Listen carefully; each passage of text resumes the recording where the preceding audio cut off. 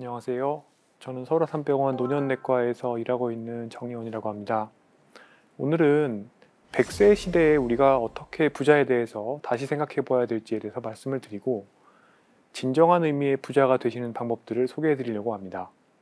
사실 기존 전문가들은 65세 이상이 되면 어떤 특정한 현상들이 발생한다. 그래서 질병이 생기고 아프고 가난하고 사회에 참여하지 않기 때문에 부양 대상이 된다라는 어떤 기본적인 가설을 놓고 저출산과 고령화가 지속되면서 점점 우리나라가 암울해질 것이 결정되어 있다라는 투로 많은 다큐멘터리에서 암울한 예측을 말씀하시고 계십니다.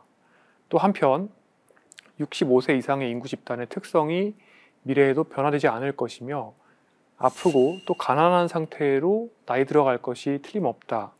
이렇게 많은 국민들에게 힘이 빠지는 그런 말씀들을 하시는 경우가 많습니다. 하지만 사실 결정되어 있는 부분도 있지만 미래는 우리가 바꿀 수 있는 것이라고 생각하는 것이 보다 맞습니다. 어떤 한 사회의 나이 듦이라는 것은 결국에는 그 사회를 구성하는 모든 개개인들의 나이 듦이 합쳐진 결과거든요.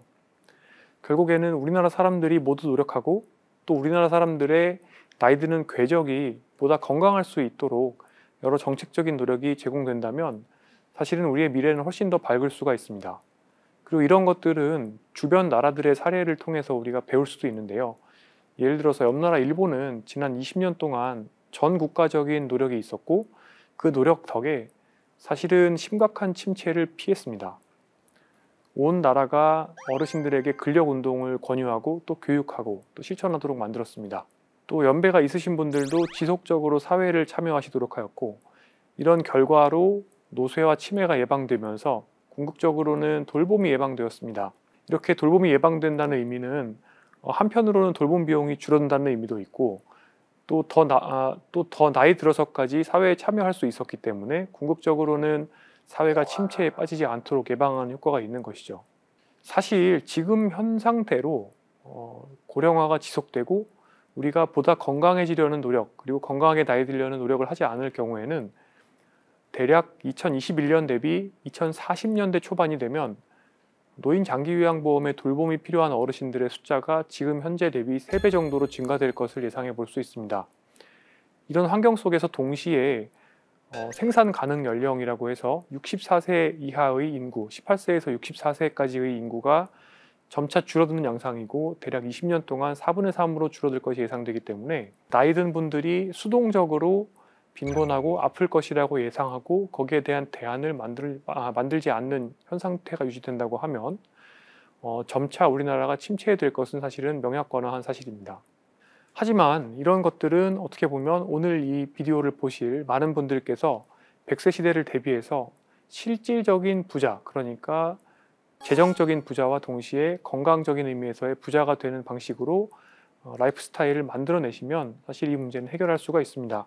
그런 측면에서는 크게 돈 나갈 구멍과 돈 들어올 구석이라는 두 가지 요인들을 관리를 해야 되는데요. 돈 나갈 구멍에서는 먼저 첫 번째, 건강한 몸과 마음을 만들어서 의료 비용과 돌봄 비용을 절약하는 게 있겠습니다. 두 번째로는 젊어서 있을 때 돈과 건강을 낭비하지 않는 것이 있습니다. 돈 들어올 구석과 관련해서는 첫 번째, 평생 영양 포트폴리오라는 것을 만들어서 지속 가능한 현금 흐름을 만드는 것이 있고요. 두 번째로는 건강하고 장기적인 안목에서 자산과 건강을 관리하는 겁니다. 이 네 가지 중에서 건강한 몸과 마음 만들기 그리고 평생 영양 포트폴리오를 만들어서 현금 흐름 만들기, 이 두 가지 포인트에 대해서 먼저 말씀을 드리겠습니다. 많은 분들께서는 대략 은퇴 이후에 한 달에 318만 원 정도는 있어야 비교적 풍족한 노후를 보낼 수 있을 거라고 생각을 하십니다. 실제로 조사해 보면 이 정도가 있어야 괜찮을 것 같다고 생각하시는 분들이 대다수고요. 하지만 실제로 제가 가계금융복지조사 데이터를 분석을 해보면 나이가 들면 들수록 직접적으로 소비하는 금액은 빠르게 줄어듭니다. 50대 가구, 그러니까 고등학생 정도의 학생이 있는 집안에서는 1년에 3,700만 원 정도를 소비합니다. 하지만 결국에 자식이 독립하고 부부가 한 가정을 다시 이루게 되고 이후에 가구원 수가 줄어들면서 가구당 소비 지출액은 70대에는 2천만 원 이하로 떨어집니다. 한 사람이 사용하는 금액은 사실 20대 이후로 꾸준히 줄어드는 것을 볼 수가 있습니다. 70대 이후에 특별한 건강상의 문제나 기능상의 문제가 없다면 1년에 쓰는 소비 지출액은 1인당 1,000만 원 정도에 불과합니다. 그런 의미에서는 건강한 몸과 마음을 만드는 것이 가장 중요합니다. 첫 번째는 간병비, 두 번째는 의료비입니다. 이 두 가지를 내가 지켜낼 수가 있다고 하면, 그러니까 건강한 몸과 마음을 만들어서 간병비와 의료비를 아낄 수가 있다면 결국에는 이것이 거의 20억 원 정도의 자산을 형성해 놓는 것과 비슷하다는 결론을 내릴 수 있습니다. 많은 분들께서 여러 가지 실손보험을 미리미리 들어놓으려고 노력을 하시고, 또 이렇게 실손보험을 들고 나시면 보험을 바탕으로 또 여러 가지 의료기관을 이용을 하시고 또 환급을 열심히 받으십니다. 이런 것들은 어떻게 보면 일종의 지는 사람들의 게임이라고 볼 수도 있는데요. 반대로 이기는 사람의 게임이 되려면 적극적으로 실손보험을 들 돈을 오히려 건강관리를 내가 하는데 사용을 하고, 이렇게 건강 상태를 잘 유지해서 의료 이용을 오히려 줄이는 방향으로 가는 게 나을 수가 있겠죠. 요즘 24시간 간병인 사용하시면 월 간병비가 500만 원에서 600만 원에 달한다라는 이야기들을 많이 들으실 겁니다. 1년에 6천만 원 정도를 이자 소득으로 세전이 아니라 세후로 벌어내시려고 하시면 18억 7,500만 원 정도의 원금이 필요하게 됩니다. 무슨 이야기냐? 결국에는 나중에 80대, 90대가 되었을 때 간병인이 필요 없는 삶을 살게 되면 대략 20억 원어치의 경제적인 효과가 있다는 것이죠. 실제로 간병비 물가는 굉장히 빠른 속도로 늘고 있습니다. 소비자 물가 지수에 비해서 훨씬 빠르게 늘고 있고요. 굳이 24시간 간병까지 쓰지 않더라도 사실 기능 저하가 생기게 되면 돈은 많이 듭니다. 개인이 부담하는 돈과 나라가 부담하는 돈을 다 포함했을 때 2016년의 연구에서는 집에서 장기 요양 서비스를 이용하면 한 달에 한 명이 160만 원 정도를 쓴다. 그리고 2019년 연구에서는 대략 한 달에 한 명당 240만 원 정도를 쓴다고 말씀하셨습니다. 그동안의 물가 상승을 생각해 보면 지금은 한 달에 한 300에서 350만 원 정도를 쓰고 계실 가능성이 높죠. 결국 한 분이 누우시면 누군가가 그분을 간병을 할 수밖에 없고, 그렇게 되면 또 다른 누군가는 이 한 분 누운 분과 또 간병하시는 분의 몫을 벌충하느라 거의 한 사람어치의 중위소득을 모두 다 써야 된다는 것을 의미를 합니다. 결론적으로 기능 저하, 그러니까 돌봄 요구가 생기는 일은 사회적으로는 3인분의 손실이 되는 것입니다. 그 다음이 의료비입니다. 의료비는 사실은 본인 부담금 상한제라는 것도 있고 또 건강보험 서비스가 있기 때문에 70대, 80대, 90대, 100대까지 올라가더라도 연간 평균 가구당 의료비는 대략 200만 원에서 250만 원 사이를 보이고 있습니다. 이것만 보시면 의료비는 그렇게 걱정할 필요가 없겠다라고 생각하실 수도 있을 겁니다. 하지만 문제는 중병에 걸리는 경우죠. 중환자실 거쳐가신 어르신 암 환자분들이 생애 말기에 의료비를 평균 4천만 원 넘게 쓰신다라는 최근에 기사가 나온 적이 있습니다. 중환자실에 입원하시면 이래저래 내야 되는 돈이 결국에 하루 입원할 때마다 한 돈 100만 원이 나온다고 보셔야 됩니다. 그러니까 물론 암이라든지 또 희귀단치 질환은 대부분 또 운과 유전자가 관여하기도 하지만 많은 경우에는 생활습관의 요인이 병의 발병에 작용하게 됩니다. 그렇기 때문에 최대한 내가 생활습관 관리를 통해서 여러 가지 암이나 희귀단치성 질환을 예방하는 것이 상당히 중요할 수도 있겠다는 것이 첫 번째 교훈이 되고요. 두 번째로는 생애 말기가 되었을 때 급성기 병원에서의 의료를 어디까지 활용할지에 대해서도 미리 결정을 해놓을 필요가 있습니다. 한마디로 웰다잉에 대해서도 미리미리 준비해 놓을 필요가 있을 겁니다. 그렇게 됐을 때는 역시나 큰 비용을 절감할 수가 있을 것입니다. 자, 그런데 이렇게 돌봄 요구가 생긴다거나 또는 암이 생긴다거나 또는 치매가 생긴다거나, 물론 일부의 경우에는 정말 아무리 건강관리를 잘 한다고 하더라도 운에 의해서 또는 유전자에 의해서 그런 병들이 생기는 경우가 분명히 있습니다. 대략 노화의 경우에는 30% 정도가 유전자가 결정하고 70% 정도는 환경, 그러니까 생활 습관이 결정한다라고 알려져 있습니다. 내가 어떻게 사느냐가 나의 생로병, 그리고 노쇠와 돌봄 요구, 그리고 사망까지를 결정한다고 어느 정도는 생각할 수가 있는 거죠. 많은 분들이 치매를 가장 무서워하시죠. 치매가 가장 무서운 병인 이유도 내가 어떻게 할 수가 없고 결국에는 돌봄 요구가 생겨서 사회와 가족에 부담을 주기 때문인 경우가 많습니다. 저는 이제 노년내과 의사여서 어르신들을 볼 때 대략 노쇠의 스펙트럼을 가지고 어르신들을 판별하게 됩니다.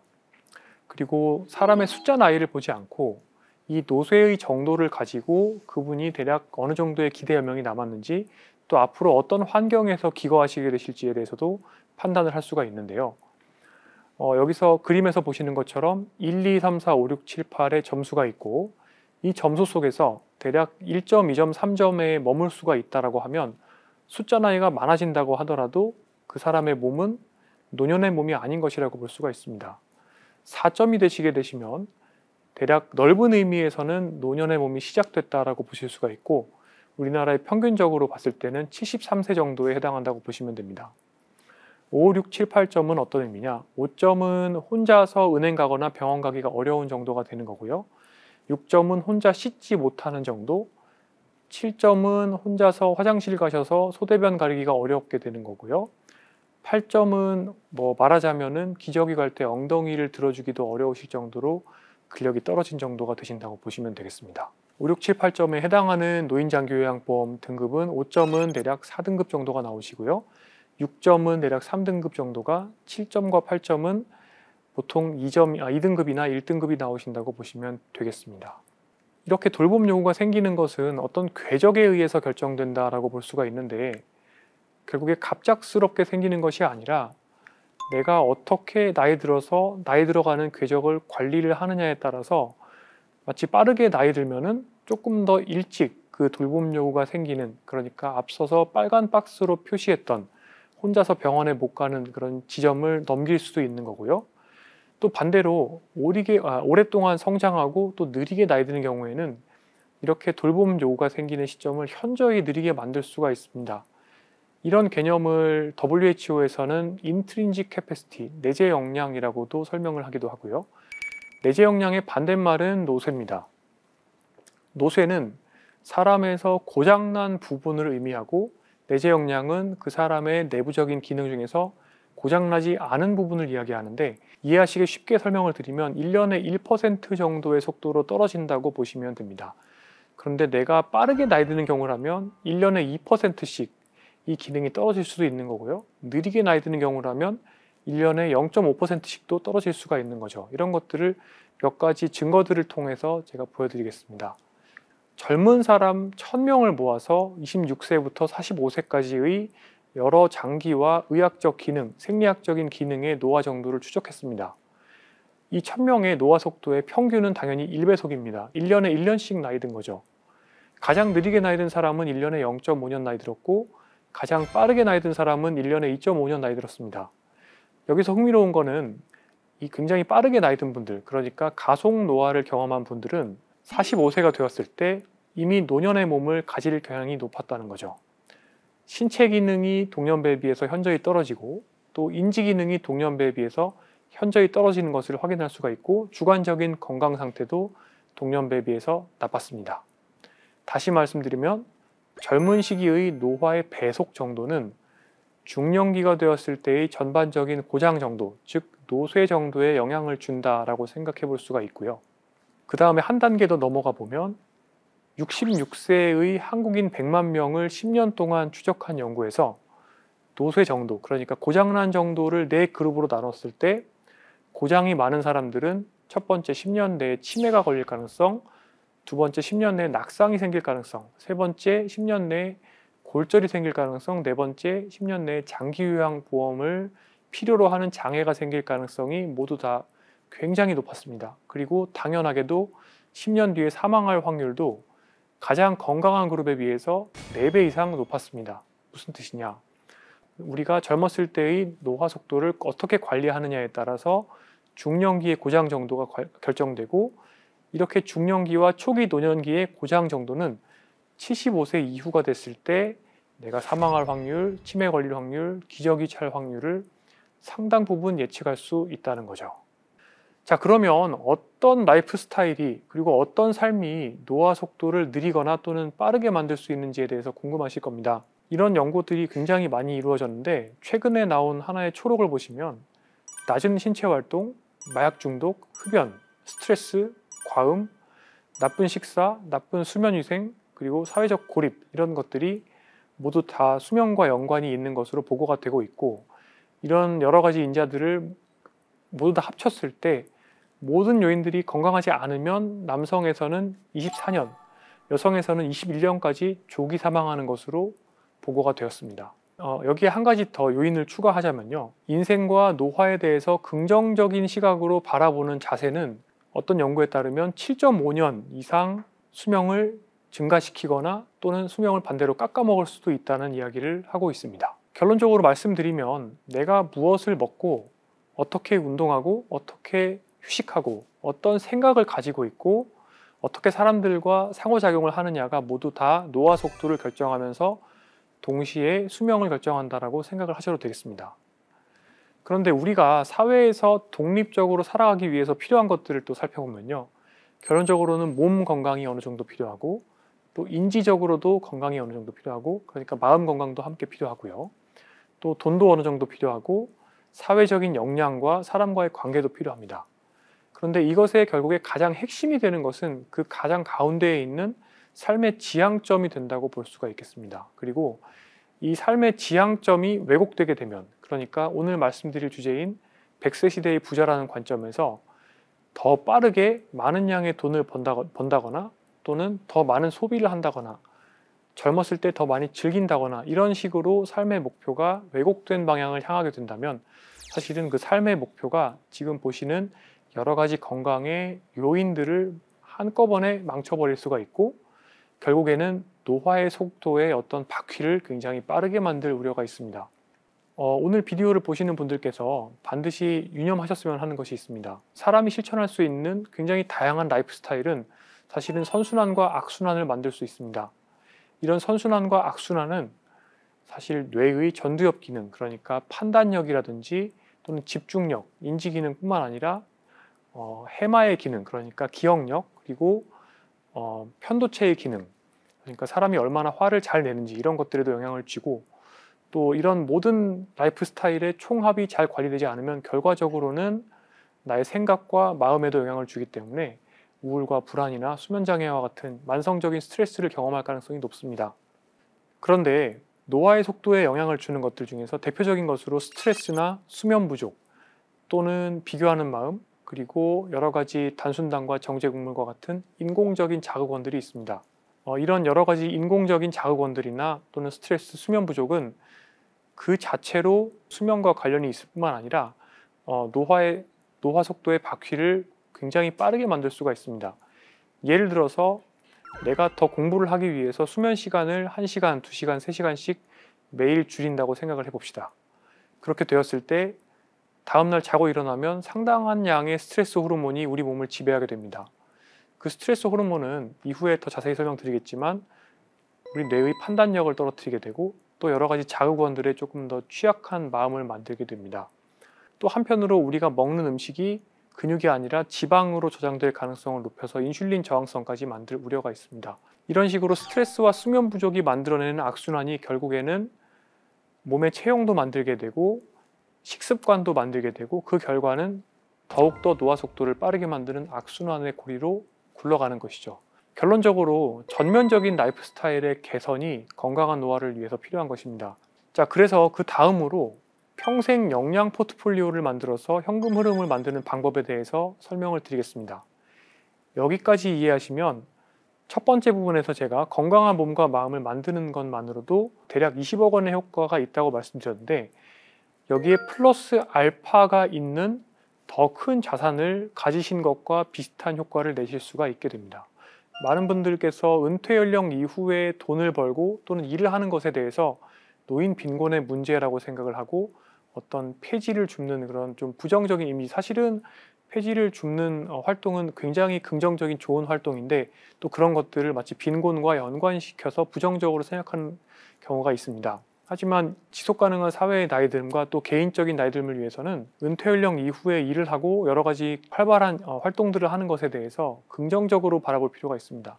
왜 그러냐면 굉장히 작은 일, 소일이라도 사실은 건강 측면에서 다방면의 긍정적인 효과가 있기 때문입니다. 치매를 예방하기 위해서는 첫 번째로 신체 활동, 몸을 활발하게 쓰는 것, 두 번째로 인지 활동, 머리를 활발하게 쓰는 것, 세 번째로 사회 활동, 사람들과 활발하게 만나는 것, 이 세 가지가 굉장히 중요합니다. 밖에 나가서 어떤 일을 참여한다고 하는 건 기본적으로 가야 되기 때문에 신체 활동이 되고, 또 일을 해야 되기 때문에 인지 활동이 되고, 누군가를 만나야 되기 때문에 사회 활동이 됩니다. 여기에 더해서 현금 흐름을 줄 수가 있죠. 그러다 보니까 기본적으로 이런 밖에서 하는 무슨 일은 첫 번째 노쇠 예방 활동이고, 두 번째로 치매 예방 활동이에요. 그러다 보니까 궁극적으로는 건강관리 활동이라고 보시는 게 아주 올바릅니다. 그래서 액티브 에이징, 그러니까 어떤 일을 하는 삶이라는 것은 나한테 득이 되고 피가 되고 살이 되는 활동이지, 그것이 돈이 필요해서 억지로 하는 활동이 아니다라고 생각하실 필요가 있습니다. 자, 그런데 우리가 살아가야 하는 시간이 점점 더 길어지기 때문에 결론적으로는 우리가 가지고 있는 역량들에 대해서도 포트폴리오처럼 묶어서 관리를 할 필요성이 점차 증가되고 있습니다. 내가 처음 20대 때 배운 그 업무는 시간이 2, 30년 지나고 나면 더 이상 쓸모없는 업무가 될 수도 있습니다. 그렇기 때문에 항상 어떤 시드머니를 조금씩 성장 주식에 투자하는 것처럼 새로운 기능 또는 새로운 역량에 대해서 조금씩 공부하는 시간을 가져야 됩니다. 이것이 평생학습의 개념으로 이해를 하셔야 되고요. 이렇게 평생학습을 지속하다 보면 내가 할 수 있는 것 중에 나에게 즐겁고 보람을 주면서 사회가 필요로 하고 또 돈도 벌 수 있는 그런 일들을 조금 더 비중을 실어서 내가 일상에서 해주면 되는 것입니다. 이런 식으로 즐길 수 있는 일들을 하다 보면 자연스럽게 나는 억지로 일을 안 해도 되고, 그러다 보니까 일을 하더라도 은퇴를 하고 즐기는 것과 별다른 차이가 없는 삶의 모습으로 수렴을 할 수가 있게 됩니다. 그렇기 때문에 우리는 어떻게 보면 건강관리를 위해서 100세가 되도록 은퇴를 하기가 어려운 삶을 앞으로 살아야 되는데, 그럼에도 불구하고 내가 즐길 수 있고 잘할 수 있고 보람을 주는 일을 한다고 하면 즐겁기 때문에 항상 은퇴하고 즐기는 것과 비슷한 삶을 살게 되는 것이죠. 이것이 실제적인 의미의 파이어라고 생각을 하셔야 됩니다. 그러니까 경제적 자유를 얻어서 해변가에 가서 칵테일을 마시면서 여생을 보내는 것이 파이어가 아니라 내가 할 수 있는 일을 활발하게 하면서 100세 시대를 보내는 것이죠. 자, 그런 의미에서는 뇌 건강을 잘 예방하는 것이 굉장히 중요합니다. 그런데 치매를 많이 두려워하시는데요.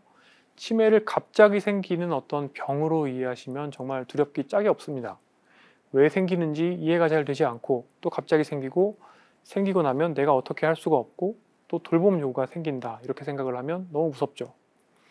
하지만 치매는 첫 번째로 내 뇌에 들어오는 자극이 줄어드는 여러 가지 노년기 기능적 변화에 영향을 받는 결과이기도 하고요. 또 내 몸과 뇌가 나이 드는, 노화되는 속도의 관리 상태에 영향을 받는 어떤 결과이기도 하고요. 또 한편으로 치매는 노쇠의 악순환을 만들어내는 어떤 과정이기도 합니다. 인지 기능이 떨어져서 밖에 나가지 않고 사람을 만나지 않고 몸을 쓰지 않고 머리를 쓰지 않게 되면 노쇠가 빨리 오고 점점 다리의 기능이 떨어지고 우울감이 악화됩니다. 그 결과는 다시 뇌의 자극이 떨어지기 때문에 결국에는 치매의 악화를 가져오게 되죠. 이렇게 악순환이 지속될 수가 있기 때문에 결론적으로는 첫 번째, 뇌의 근력을 키울 수 있는 여러 가지 급소들을 파악해서 생활 습관에 녹여야 되고, 두 번째로는 뇌와 전신의 노화를 동시에 제어할 수 있는 여러 가지 라이프 스타일을 실천하는 것이 핵심이 될 것입니다. 자, 우선 느리게 나이 드는 방법은 치매 예방과 동일하다는 것을 기억해 주셔야 됩니다. 사람을 느리게 나이 들게 만드는 여러 가지 방법들, 그러니까 열심히 운동하시고 건강하게 드시고 정상 체중 유지하시고 금연 절주하시는 것들은 기본적으로 뇌로 혈액을 공급하는 혈관의 노화도 제어할 수가 있게 해줍니다. 나아가서 평생 학습을 하면서 뇌의 자극을 받고 긍정적인 자세로 사람들과 연결을 하고 청력 저하를 예방하는 것들, 이런 것들이 실제로 치매를 예방할 수 있다는 것이 잘 알려져 있습니다. 그런데 특히 인지 예비능이라는 개념을 기억해 두시면 굉장히 좋을 것 같습니다. 인지 예비능이라는 것은 말하자면 정말 뇌의 근력과도 같은 것인데요. 사람 근육의 근력을 예비능의 개념으로 제가 설명을 드려보겠습니다. 사람이 걸을 수 있는 한계의 근력이 어떤 지점이 있습니다. 그 지점을 아슬아슬하게 넘는 정도의 굉장히 취약한 근력이 있었던 분이 일주일 정도 병원에 입원을 합니다. 병원에 입원을 해서 하루에 1%씩, 보통 누워 계시면 하루에 1%씩 근육이 빠지는데요. 그렇게 하루에 1%씩 일주일 동안 근육이 빠지게 되면 그 이후에는 걷기에도 부족한 근력을 가지게 되시기 때문에 다시 걷기는 굉장히 어렵게 됩니다. 결국에 예비능이 낮은 거죠. 하지만 근육의 예비능이 높았던 분, 그러니까 근력이 충분했던 분들은 일주일 정도 입원하시더라도 다시 퇴원하시고 나시면 약간의 위압감은 있지만 걸을 수 있는 근력이 있기 때문에 그냥 걸어 다니시기만 하시면 다시 금세 근력이 회복되시게 됩니다. 인지 예비능은 이것보다 훨씬 더 긴 스케일에서 우리가 젊었을 때부터 관리할 수 있는 뇌의 근력이라고 보시면 되겠는데요. 인지 예비능이 굉장히 많은 사람, 그러니까 그래프의 위에 있는 선처럼 인지 기능이 좋았던 분이라고 하면 아래쪽의 선처럼 인지 기능이 낮은 사람에 비해서 똑같은 속도로 뇌에 어떤 병변이 생기고 뇌가 쪼그라든다고 하더라도 실질적으로 일상생활을 수행하는 데 필요한 최소의 인지 기능까지 도달하는 데 걸리는 시간은 훨씬 더 깁니다. 그러니까 훨씬 더 늦은 시점에 실질적인 치매 발병이 일어나는 것이죠. 자, 그러면 이 인지 예비능을 어떻게 늘리냐면요. 간단합니다. 첫 번째, 인지 활동을 하는 겁니다. 머리를 열심히 쓰는 겁니다. 여기서 머리를 쓰는 것은 그냥 TV를 보는 것 이런 것들로는 충분하지가 않습니다. 글을 쓴다거나 아주 어려운 문제를 푼다거나 외국어를 배운다거나 이 정도의 자극이 돼야 되겠습니다. 두 번째는 신체 활동입니다. 몸을 쓰는 것입니다. 유산소 운동도 좋고 다양한 운동들, 댄스, 수영 이런 것들이 모두 다 좋다는 것들이 알려져 있습니다. 그 다음에는 사회 활동입니다. 사람들과 만나는 것. 그런데 일을 하게 되면 당연히 사람들과 좋든 싫든 관계를 맺어야 되죠. 좀 스트레스가 되는 일을 하면서 사람들과의 그런 인터랙션, 관계조차도 오히려 치매 예방 측면에서는 도움이 된다라는 연구 결과가 있을 정도입니다. 그래서 머리 좋아지는 이 세 가지 활동을 기억을 하시면 결론적으로는 액티브하게 나이 드는 것이 왜 중요한지를 다시 이해하실 수 있습니다. 자, 그런데요. 이 플러스 알파가 월 100만 원 정도만 추가적인 수익을 준다고 했을 때 일단 그것만 해도 예금으로 치면 원금 4억 원 정도의 경제적 효과가 있습니다. 그런데 방금 말씀드린 것처럼 선순환이 만들어져서 이것이 다시 나의 노쇠와 치매를 예방해 준다고 하면 또 추가적인 알파가 생기죠. 내가 액티브하게 사회에 참여할 수 있는 기간이 점점 늘어나게 되고 그 기간 동안 또 나는 또 부가적인 추가적인 또 수입을 만들어낼 수도 있고 내가 할 수 있는 활동도 만들어낼 수 있으니까요. 그런데 그렇기 때문에 왼쪽에서 보시는 그림처럼 은퇴를 하신 후에 TV를 보면서 댁에서 그냥 쉬고 계시는 이런 스스로를 유폐시키는 과거의 은퇴 개념보다는 오히려 오른쪽의 그림처럼 끊임없이 액티브하게 활동을 하시는 은퇴 이후의 삶을 계획해 보시는 것들이 어떻게 보면 플러스 알파가 두둑한 그런 삶을 만들어 줄 거라고 생각을 합니다. 제가 머리 고생을 하는 것이 치매를 예방하는 데 도움이 된다고 했습니다. 하지만 우리나라 사람들은 청소년기 이후에 공부를 하는 것에 굉장히 인색합니다. 실제로 한국직업능력개발원에서 연구했던 보고서를 따르면 우리나라 사람들의 학습량은 고등학교 때 거의 대부분이 결판이 납니다. 하지만 이런 생애주기 학습 패턴은 어떻게 보면은 치매와 노쇠를 예방할 수 있는 평생학습과는 거리가 멀다고 볼 수 있습니다. 오히려 아래쪽으로 떨어져 있는, 그러니까 성인기 이후와 노년기에 공부를 열심히 하셔서 그 공부가 나한테 실제로 피가 되고 살이 된다라고 생각을 해보시고 적극적으로 삶을 설계해 보시면 좋겠습니다. 자, 그래서 첫 번째 비디오에서는 100세 시대의 지속가능한 노년을 맞이하기 위해서 어떻게 하면 노화를 느리게 만들고 뇌재 역량을 보존할 수 있는지를 말씀을 드렸고요. 또 한편으로는 어떻게 하면은 꾸준하게 현금 흐름을 만들 수 있을지, 그러니까 역량 포트폴리오라는 것을 관리하고 평생학습을 시행해서 꾸준히 치매와 노쇠를 예방할 뿐만 아니라 노년기에도 양의 현금 흐름을 만들어서 어떻게 보면 자산이 없는 상태에서도 실질적으로는 넉넉한 삶을 만들 수 있을지에 대해서 말씀을 드렸습니다. 2부에서는 또 나머지 부분들에 대해서 조금 더 자세하게 말씀을 드리도록 하겠습니다. 감사합니다.